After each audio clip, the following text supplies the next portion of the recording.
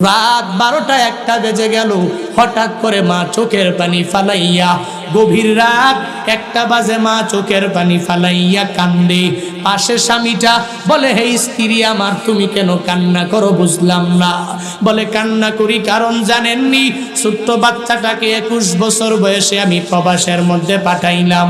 ওই প্রবাসে থাকে, কি হালাতে আছে আমি মা জানি না। তবে আমি একটু আগে স্বপ্নের মধ্যে ঘুরিয়া আমি মা কি যেন দেখতে পেলাম, আমার এই সন্তানটা কি যেন একটা বড় আঘাত পায়া গেল। স্বামী বলে, তুমি কেমনে দেখছো? মনে হয় এই স্বপ্ন তোমারে অন্য কেউ দেখাইছে।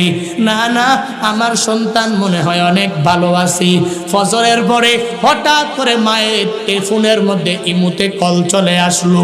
সন্তানের পাশে থেকে একজন সন্তানের পাশের বন্ধু জানায়া দেয়, হে সন্তানের মা, আপনার সন্তান হঠাৎ করে স্ট্রোক করে হঠাৎ করে জমিনে পড়ে গেল।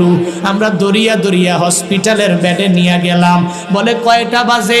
বলে, রাত 12টা বাংলাদেশের সময়ে। বলে, আমি মাতে ওই সময় স্বপ্নে দেখলাম আমার এই সন্তানটার এই করুণ পরিস্থিতি। স্বপ্নটাও ফলে গেল, আমার এই সন্তানটা কি হালাতে আছে আমি